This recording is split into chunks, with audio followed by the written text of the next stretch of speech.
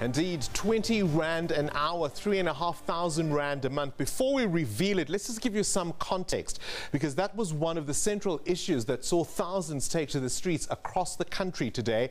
New Kid on the Block Trade Union Federation, SAFTU, embarked on its first Section 77 strike against proposed labour law amendments, saying it was fighting for the very existence of unionism. So, do they have a point? What could you do with 3,500 Rand? Well, this chart looks at exactly how that money could be tracked.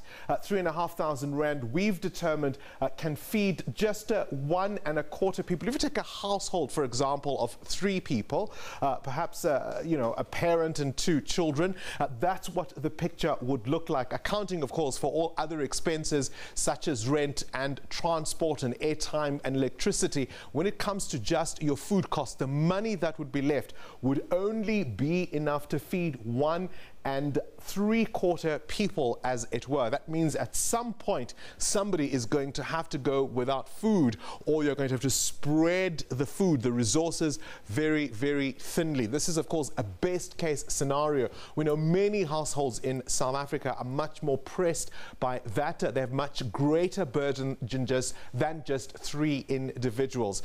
We came up with this chart, of course, in conjunction with SABC Digital News and OpenUp. We partnered to develop that minimum wage app, and it also shows that on a salary of 3,500 Rand for a household of 3 people, not everyone will be fed, as you can see there. So after the monthly expenses, including rent and transport, are paid, is really only enough to feed 1.75 people 3 times a day.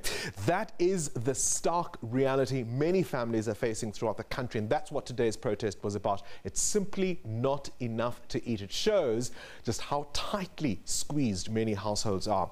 And of course, if you only earn 3,500 Rand with a job, when many South Africans remain unemployed, and for them that situation is even worse. Now, if you want this app, you can go to our website at www.sabcnews.co.za.